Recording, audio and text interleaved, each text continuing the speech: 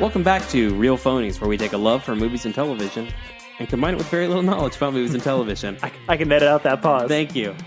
I'm your but host, I won't. I'm your host, Christian. Join with me, as always, is Joseph. Hello. Jehu. What's up? We are Sans One Ian today. Apparently, weather, I don't know, disrupts his theater operations or some shit. Sounds like an excuse to me. And when we get to it when we get into the review, there's one thing about this movie that I needed to know Ian's predictable response of. But yeah. Go ahead. So today we're going to be talking about and recapping and reviewing Shazam. And we thought we'd start with a little bit of comic history on it. Jehu, you're our local expert. Well, you know, Shazam has kind of like a confusing comic history, particularly coming out 3 weeks after Captain Marvel. A little controversial. Because his name in comics was initially Captain Marvel. Shazam was the magic word that Billy Batson said turn into Captain The name of the Marvel. wizard, right? Right, it's the name of the wizard. He said the wizard's name, and then he turned into it. And, you know, initially when it appeared, they were sort of like separate characters. Billy Batson was a kid. He said Shazam. He turned into Captain Marvel, who was like an adult man with like adult thoughts and was like responsible and, you know, really sort of decent 40s, 50s upright citizen and stuff like that. So the thing about Shazam is Captain Marvel is, despite having a really different origin, he had a similar look and power set to Superman. Mm-hmm. So DC started off a different comic book company, right? Like right, Fawcett Comics, yep. and DC sued them into fucking oblivion. They had to stop publishing while they were fighting the fight, and eventually, they just went under, and DC bought the rights to the character. Now, I'm not exactly sure on the timeline of this, but I think while that fight was still being fought, it took so long that the copyright for the name Captain Marvel, lapsed. And Stan Lee, who gets credit for a lot of things he didn't do, but this one he definitely did, said, hey, everybody pitch me an idea for the name Captain Marvel. So they pitched it, he took one of them, and basically Marvel just stole that fucking name. So when DC finally got it back together, and there was actually a thing where before they even started publishing Shazam, they did an issue of Superman where he battled a character named Captain Thunder, and it had like this really cheesy like little blurb at the end was, would you like to see Superman fight more characters like this? It was like their basically test of, hey, do you guys want to see Captain Marvel comics?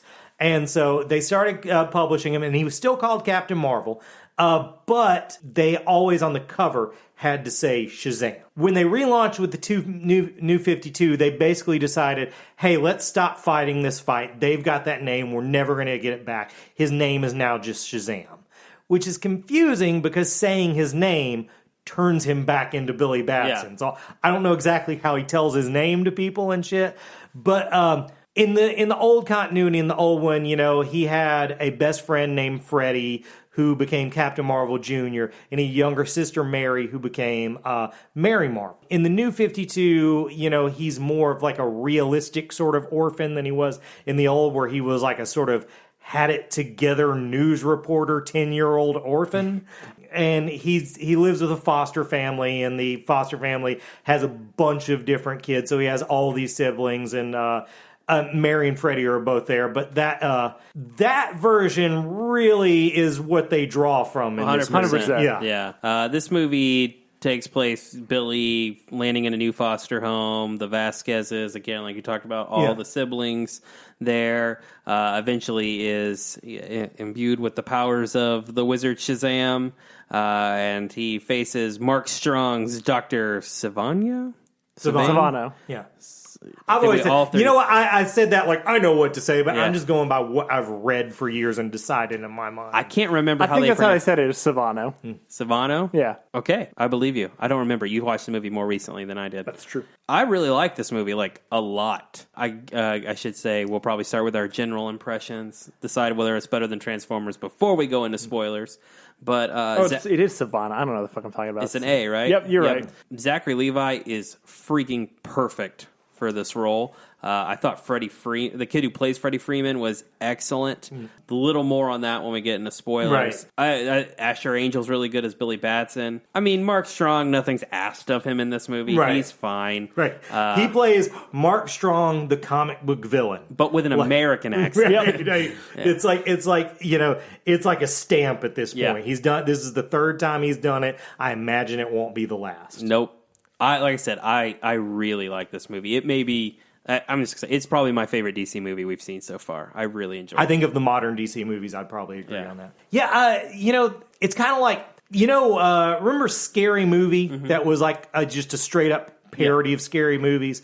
But then there was also like Scream, which made fun of the sort of tropes of horror movies, but was also a really good horror movie. This is like Scream. Agreed. It makes fun of superhero movies a lot, but the jokes all fucking land, and it's also a good superhero movie. Agreed. I think it's a really, really apt comparison. Yeah. I also really liked it. There's a part of me that's really just wanting DC to come and like knock it out of the park in the same way that Marvel did when they released like the first Avengers or Captain America Civil War, Spider-Man Homecoming, something like that. And I still don't feel like this is like that one. Right. But I 100% agree that it's the best one that they've made so far since, Christopher Nolan's movies. I mean, it's not without its share of issues, Sure. I would say.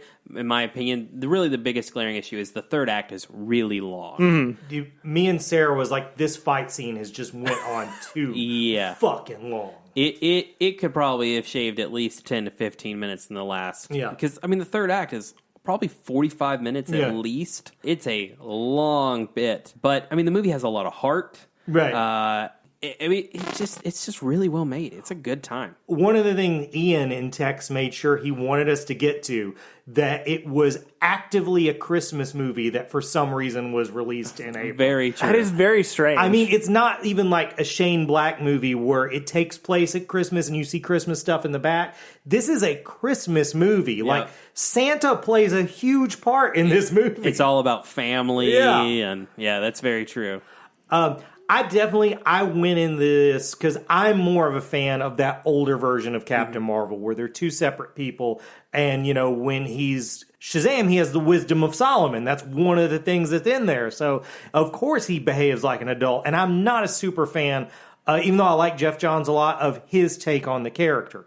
But it worked really well as a movie. I'm glad they went with that. They did a good job of turning that into a movie. I definitely agree. I think one of the things that you pointed out before we started it that I think was still present in the movie to some degree is that there's kind of a personality shift between when he's Billy Batson, the boy, and Shazam, the superpowered, excited, ideal adult man. Right. But I do feel like some of that is justifiable in that, when he's Billy Batson, he's this sad little orphan who's just trying to keep his head down and find his mom. Whereas, wow, it's super exciting to fucking have superpowers. Right.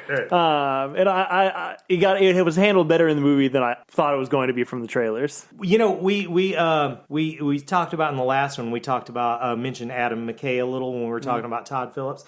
This, remember Adam McKay was one of the guys who was going to do Ant-Man. This felt like what an Adam McKay superhero movie would be like. That's probably pretty close. The comedy is very riffy. That part where Freddy and Captain Marvel are in the real estate office, that I could have seen Will Ferrell sitting there. It was absolutely, yeah. David F. Sandberg directed this film. Correct. Mostly made horror films. Honestly, the only one that you would recognize is Annabelle Creation. Did he not make the one with the guy from Avatar where they can't talk? The guy's blind. Don't Breathe. Didn't he also make Don't Breathe? Oh, he didn't? Oh, I'm mistaken then. Definitely his horror roots were, I think, felt in this movie. It actually was a little more violent and dark and scary in parts than I thought it was going to be. A lot of people going into Us said, it really gives you that 80s Spielberg vibe. And that didn't really give me that. But this totally did. And also, in spaces, it reminded me of Ghostbusters, Yeah, I can see that. Not in that way that, every DC movie before this just steals the end of Ghostbusters, but just there was a vibe to the way the Seven Deadly Sins behaved and stuff like that that reminded me of Ghostbusters. I can see that. I will say that I was going to save this for a little bit later, but one of the things the movie revived that I've really been missing for a while is the classic teenage 80s villain who's just an unreasonable dick for no fucking reason. Yeah. And I really enjoyed that. I mean, I don't know. I really would like to get into spoilers, so if you guys are good, I'm going to say better than Transformers for sure. I definitely will say definitely better Unless there than was something else Transformers. you wanted to say. So, spoilers. Yep. My favorite part of the movie was the Shazam family showing up in the film. I thought all of them played that parts perfectly. Right. My favorite bit is that two people who were in Justice League Mortal are in this movie as Shazam family characters. Really? 'Cause Adam Brody was in. Who was the other one? Adam Brody was supposed to play the Flash. Right. I can't remember if it was Wally West Flash or Barry Allen Flash. But Right. DJ Catrona, who plays the older or the Shazam version of Pedro in this film, was supposed to be Superman in Justice League Mortal. Oh, right on. Yeah. So I thought that was. I'm not sure that was intentional, but me knowing, dumb shit about a movie that never happened, that was like a fun bit to me. And Adam Brody was hilarious in the parts that he was in this movie. Right. And is he really that buff? I don't think so. I think Adam Brody was fine, but one thing I did have a problem with the Shazam family is I wish it wouldn't have been everyone turned into an ideal adult. I wish they would have, turned into specific ideals for them. Yeah. Because, one of the differences between the old Shazam and the new 52 one is when Freddy turned into Captain Marvel Jr. In the old version, he was just himself. He was just a little more together, but he was the same age. He didn't change age and stuff like that. And so I would have liked it if Freddy would have gotten to be both. Oh yeah, but and maybe one of them, instead of getting to be older, got to be younger or something like that. But that's a small quibble. The Shazam family was really fun to watch. I'm super excited to see a sequel with all of them. Yeah. Side note: I just realized that Captain Marvel Jr. is a thing. And I feel like the whole point of the Captain Marvel or Shazam character in the first place was to circumvent the need for a sidekick as a children's entry point, because it is a child who is a superhero, but they still gave that guy a kid's sidekick as an entry point for a child to But also there's the thing that the old Freddy was older than Billy. Yeah. So he would turn into a character the same age, and Captain Marvel will be old so he basically gets demoted staying in the same spot. I never would claim to be a comic book fan like Jay Hugh here is a comic book fan, but I do have some Shazam comics. Right. And I went back and reread, and one of them is when Superman figures out that Shazam and Billy Batson are the same person. And it was before the New 52, so the Wizard was still a thing. Right. And Superman just goes and intimidates the shit out of the Wizard. And he's a boy. Let him be a boy. Protecting the world is a man's job. I believe that's specifically what he says. It's a man's job. And the Wizard's like, well, what he needs is a role model. And so Clark Kent finds Billy Batson. And they interact, and it develops this friendship. It's a great, panel of comics. Having said that, I really hated the Superman cameo in this movie. Oh, no! I really liked it. And I think, why did you choose Superman when you could have gotten Gal Gadot as Wonder Woman or Jason Momoa as Aquaman? Right. One of the ones that are... Someone you didn't have to cut off the top of their head because you're not sure if you're going to still be working with them. For sure. What's-his-face? Ezra Miller is dying to play Barry Allen again, so much so that he's writing his own movie. And that dude would come back. There was probably a joke there if they would have got someone else. What, you couldn't get Superman? That sort of... One of the things that I was really surprised by. So, By the way, you freaking called it. That's exactly how it happens. How you said it. He would be in there, but you would not see his face. Right. When we first went to the Wizard's lair, I totally spotted Mr. Mind. It's like, oh shit, Mr. Mind is an Easter egg. Yeah. Then the second time we went back, I totally spotted, oh, he's not there. That's even a more fun Easter egg. But never in a billion years did I think that the sequel was going to be based around Mr. Mind, a telepathic centipede.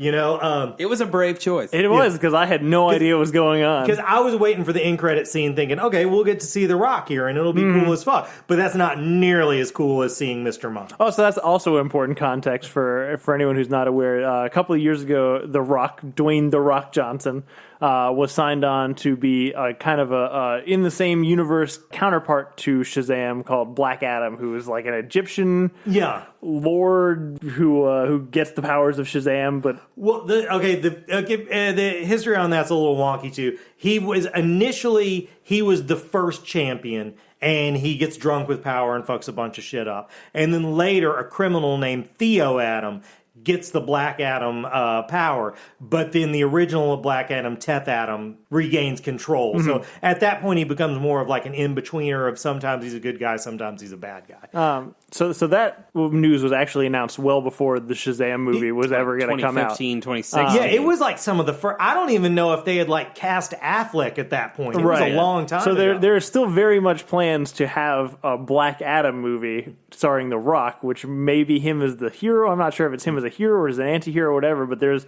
undoubtedly, since this for those also who are unaware, this movie made a lot of money this weekend. Right. $154 million. So I made on $100 million budget. Yeah, no, they're already over. Yep. So I don't know. I definitely am excited. One of the things I liked about this movie in general is that I really liked the mythology that it set up, because again, I don't know if you could have gotten away with it 10 years ago, because it is ridiculous. But at this point, we're willing to accept all kinds of things. When you send, Billy down there, and the he is a wizard. He's talking about the other wizards, all this shit is fucking ridiculous. But it's like, this is the way that it is, and Jimon Hansu is a great cast for it, just because he makes you feel like it's serious, even though it sounds outrageous. Also funny, that guy's been in both Captain Marvel movies. Absolutely, yeah, that's true. I didn't even think of that. That's awesome.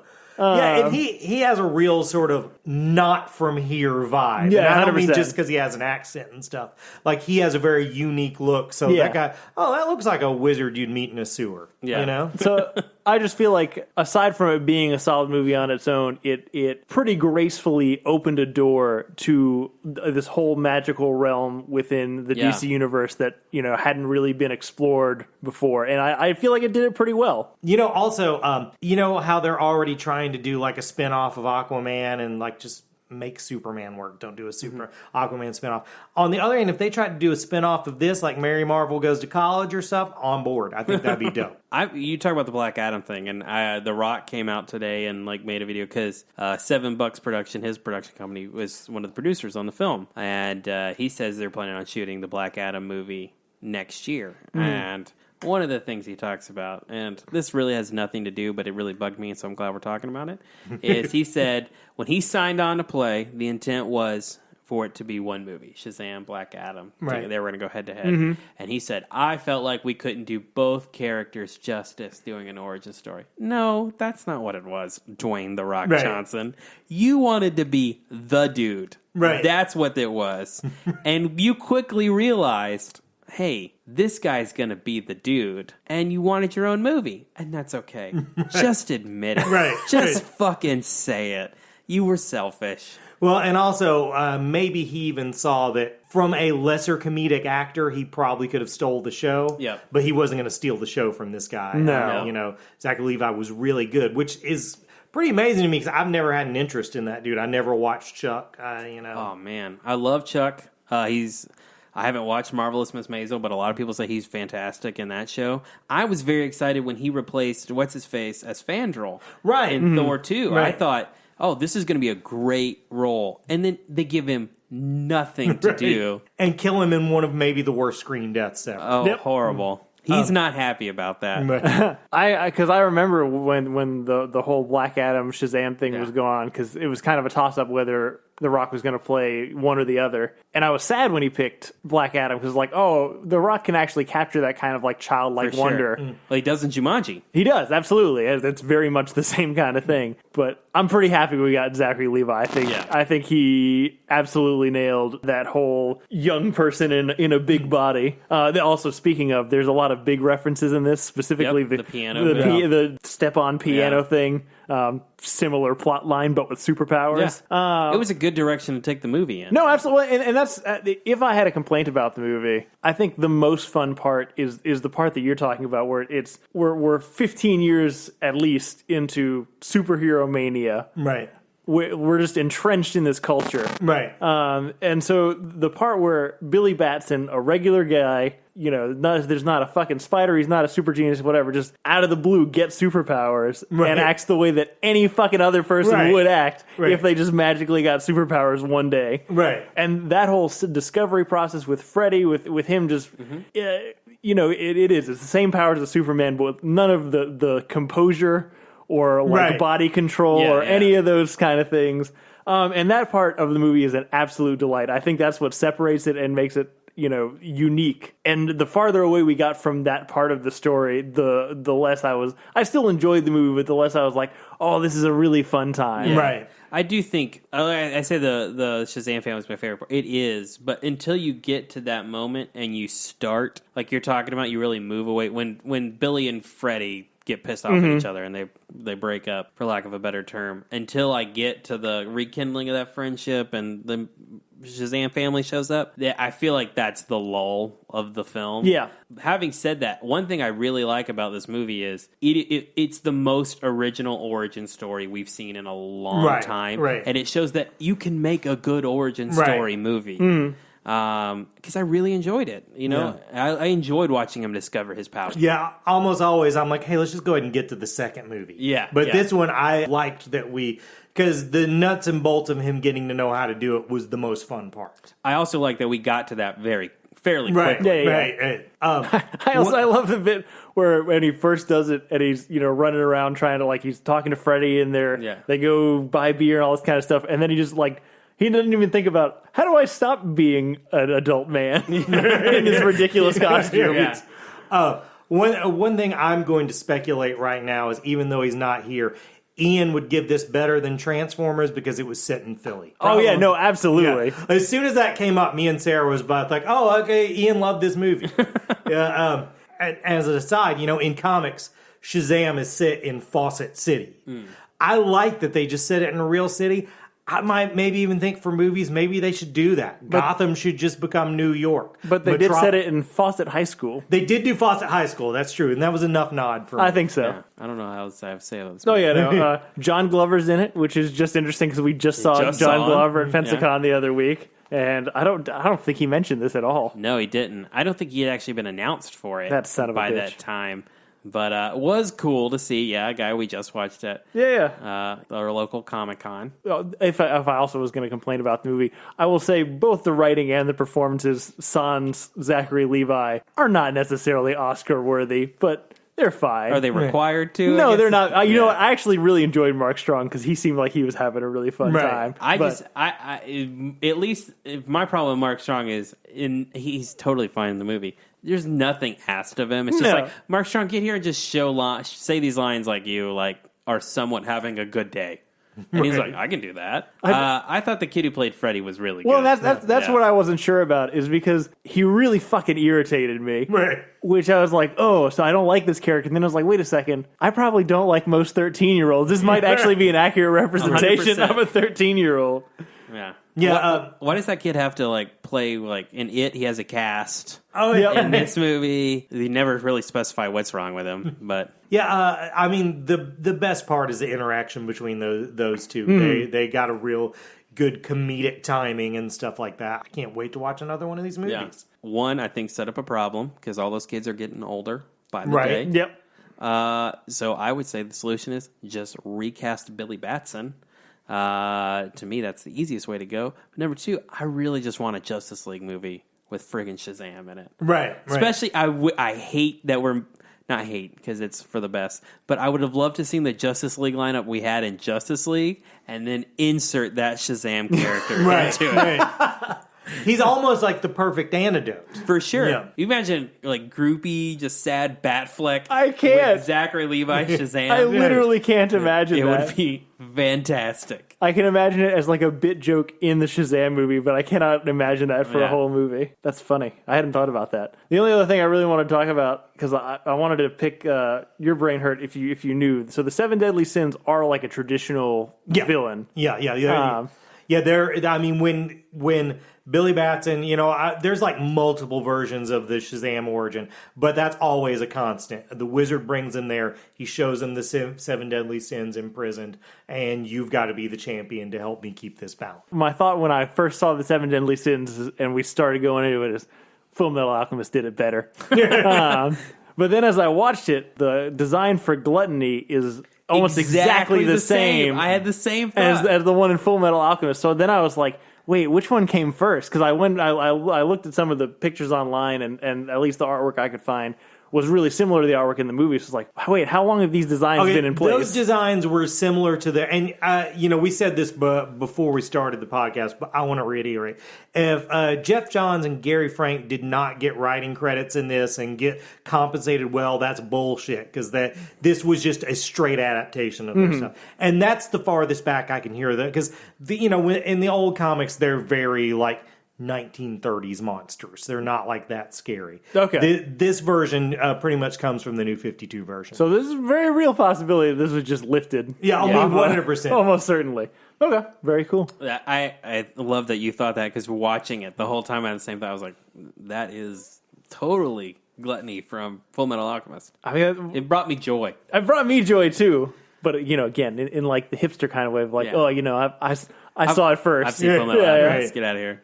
I mean, my thing like that was Mr. Mind, and that was a lot easier. That's fair, but you caught that and I didn't, because you're a better comic book fan. They seem to make it very clear. How did you not pick up on it? I don't know what that character is. I was not familiar with him at all. They very clearly show you that it's empty now. Well, I'll tell you that he is a psychic centipede with a little talking voice box. It's just incredibly awesome. It is awesome. Yeah. I really enjoyed that scene, the mid-credit scene. By the way, I don't know what the hell they're talking about with the Seven Realms. I'm interested to see what that. There's a lot of seven in this movie. Yeah. 7 wizards, 7 sins, 7 realms. I'm wondering if this is how maybe they're going to introduce the multiverse. Yeah. So. I mean, there's definitely like some dimensional things going on in this one. So, yeah, definitely. I like this movie. I want to watch it again. I also want to watch it again. Yeah. I also made me think of, just for future watching, if for anyone who likes this character, Shazam is part of at least 2 of my favorite cartoon episodes of Justice League DC things. There's one in Justice League Unlimited where Lex Luthor is at least pretending to go good, and Superman does not buy it. And Shazam is totally buying in, and so it all culminates in a big fight between Superman and Shazam. And the whole point was just so Lex Luthor could fuck with Superman. It's amazing. It's. I mean, Justice League Unlimited is great wall to wall, but that's probably the best episode. And he's also in the very best episode of Young Justice. That's true too. Where there's a magical spell that separates adults from children into separate dimensions, and Billy Batson is the only one that can be in both, and it's amazing. Right. Both of those episodes are 2 of like the best comic book adaptations on screen. And on Young Justice, they just play Billy Batson Shazam really well, because everyone thinks he's an adult, but he wants to party with the Young Justice kids, because that's people his age. And I think I mean, Young Justice does a lot of things right, but I think they capture. I know you have that problem with this adaptation where it's a child mind in an adult body, but I feel like they do it well in that where he is wiser than his years. Oh, totally. But he still like has those childlike impulses. Right. One thing I will ask you a question, and I'm somewhat familiar. The Shazam family. It's not the same 5 beings for all of them, right? That it is for him. It's not like Solomon, Zeus, Hercules. I don't think so, no. I don't think so either. I know it's different for Black Adam. They're like all Egyptian things. Yeah, so I kind of wish we really didn't get because I know, like, for example, like Pedro is supposed to be stronger than everybody else. And we didn't really, I don't think, did a very good job of distinguishing that. They do kind of have different power sets. Right. The movie is very much these are 5 people that do the same thing. Yeah, they look all the same. I thought they all had the same powers. Yeah, they would do things and say like, oh, well, I'm really fast. But then that character, I think, would like fly too, or that character would be really strong too. So I don't know if they did a great job with that. I wish they would have separated that more. Yeah. All right. Anything else? No. All right. Shazam, the other Captain Marvel, better than Transformers. Both Captain Marvels, better than Transformers. It's been a good year for Captain Marvel. It sure has. It's been good like 3 weeks. 3 weeks, yeah. Well, cool. So what have we been watching? What's funny is I thought I was going to have all this free time with me quitting my job, and that lasted for like a week, because then my bosses were like, oh shit, this guy's leaving. Let's give him as much work as possible before he goes. So I have not watched much. The only thing I did watch is I watched Mary Poppins Returns. How was it? I really, really liked it. All right, on. Is it on streaming, or did you buy it? It's at Redbox. Okay. And, it didn't really do well at the box office. Mm-hmm. And a lot of people treated it as kind of a retread of the original. Right. And, I mean, I get that. But I feel like Emily Blunt's Mary Poppins is fairly different than Julie Andrews' Mary Poppins. Right. She's a little snarkier and even kind of like darker, very willfully lets the kids like misbehave and stuff. More so, maybe I'm remembering Mary Poppins wrong. But I will say Lin-Manuel is not great, but I also don't feel like Dick Van Dyke is all that great as Bert. So that part lines up. Right. There is a cameo that very clearly was supposed to be Julie Andrews. I mean, 100%. Right. It ends up being Angela Lansbury. So when I first watched it, I was like, oh shit, Angela Lansbury's in this movie. And I'm like... Then you connected the dots. This is supposed to be Julie Andrews. Because at first I was like, oh, it's Mrs. Potts. That's cool. Why is Mrs. Potts in this movie? Oh, yeah. Has it ever came out what she was pissed about, what she didn't go along with it for? I don't know. I don't know of anything.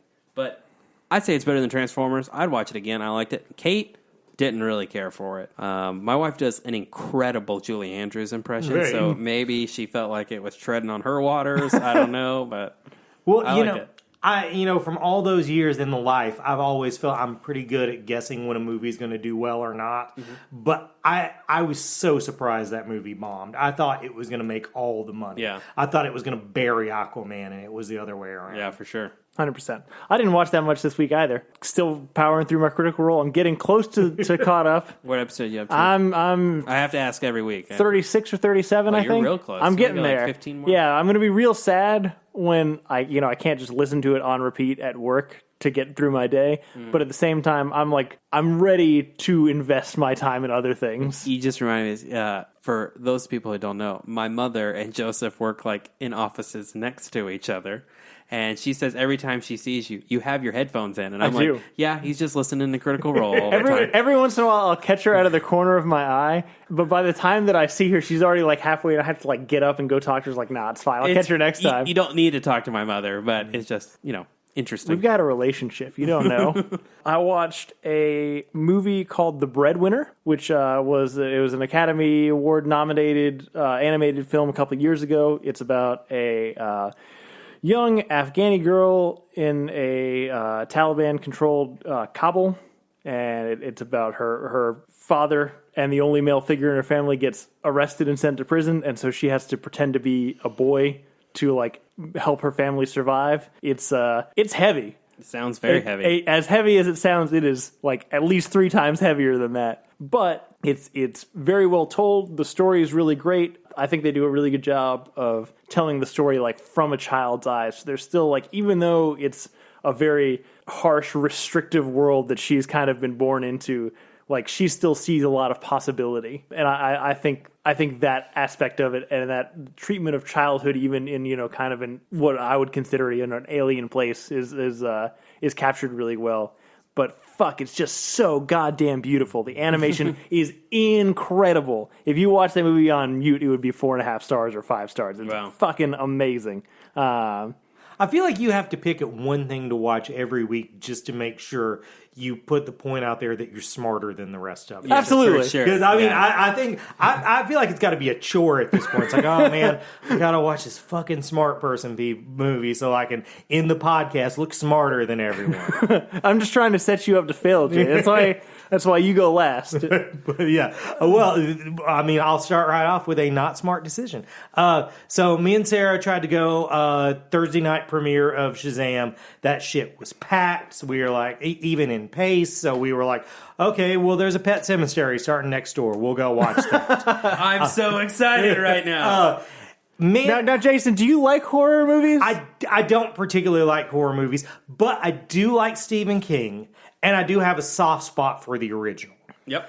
I don't really know if this one needs to exist. It doesn't do a lot different than the first one, I'll just say I'm probably going with worse than Transformers. Ooh. But I mean, there are good things, you know. I mean, what's John Lithgow is put him in any crappy movie and he's the best part, or put him in any good movie and he's the best part. I think its biggest sin is there's never a point in it where you're not aware it's a movie. Yeah. You know, and that's, you need to not be aware of a horror movie. Yeah. Oh, it does have a couple good jump scares and stuff like that. What'd you think of switching the girl being the dead one instead of Gage? Okay, first of all, I was set to hate that because this whole thing with little girls are scary in movies. I don't get on board with that. I'll kick a little girl right in the fucking throat. Can I pause you just for a second? The ending of the original, I'm assuming, is the same way. I feel like that would be more gut punching from that perspective. Yes. You know what I'm saying? Yes. I don't want to spoil that. But. Right, but no, the last scene is I'm pretty sure the same. It's been a long time since I've seen it, but it's fucking horrifying. Yeah. But the little girl is great at being a scary fucking girl. Oh, good. And how's Jason Clarke in this movie? Jason Clarke is Jason Clarke. Here's the thing. I realized something while watching this, a thing I don't like about horror movies that I didn't realize to this. Okay, say you're watching Die Hard, and Bruce Willis is like an everyman. He's supposed to be like you. And he makes way better decisions than you would make in that movie to get out of the shit. But since he's supposed to be like you, you feel like you can make those decisions. Right. Horror movies are way the opposite of that, where this guy's a fucking doctor, but the movie can only advance if he keeps making the dumbest fucking decisions. Yeah. And it just like, I don't want to watch that. I can make dumb decisions on my own. That's not a fantasy I need, a fantasy where I continue to make dumb decisions. I feel like that's where we've seen a real strength in horror movies recently. Like, I would say both Jordan Peele's movies. Right. And I would say A Quiet Place. Like, all of those characters are kind of everyman characters. Right. And they don't really make stupid decisions. Right, totally. They actually make really good decisions that still don't always work out, but they're the correct decisions. This is not the case with Jason Clarke. I think that's just a consequence of poor writing traditionally for horror movies. Right. Than anything else. It's kind of like writing Superman. It's not Superman's fault for having powers. It's everyone else's fault for not knowing what to do with them. I tell you another thing. Sometimes the cat's a cat, sometimes the cat's a puppet, and sometimes the cat's a computer, and it's always obvious which one you're looking at. So it's Yoda. Yeah, right, basically.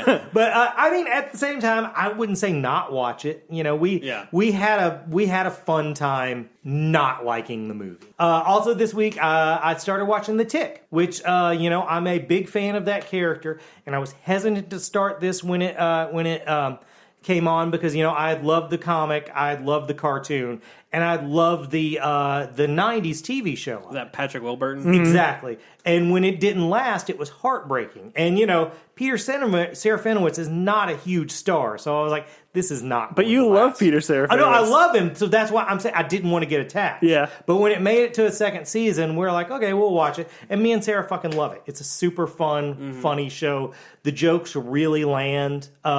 It's very odd because you remember the pilot was part of some death match of pilots. Yeah. They put 3 or 4 pilots out there, and whichever one gets the most votes gets to be a series. This is on Amazon, right? Yeah, this is on Amazon. It was so obvious that there had been a long guy. One of the characters was visibly fatter in the second episode. So, but yeah, I highly recommend it. It's a good show. Oh yeah, speaking of new shows, I also watched the FX show What We Do in the Shadows, based on the movie, the Taika Waititi movie. Is that out? It is. Yeah, it's got Matt Berry from several British TV shows, but I know him from the IT Crowd, and he's pretty much the only person that I know from that. I'm not sure how I feel about it yet because I do really like the movie. So I love the movie. Yeah, I'll probably give it at least one more episode to see how it is. But I mean, if you like What We Do in the Shadows, it's definitely in the right spirit. I just wonder if the novelty's worn off. But A disappointing thing about Jehu, knowing I would love it, I've never got around to watching that movie. Oh God, it's great, man. Right it on. really is great. I'll probably try to do that this week because I wanted to watch it so I could start watching the show. I think it's on Hulu or Amazon. It's on Amazon. I've got it on my list. Cool. Is that everything? Yeah, I can't remember anything else. Yeah. Well, I think next week we're going to do, since Game of Thrones, the final season, the first episode is coming out this Sunday, if I'm remembering correctly. Yep.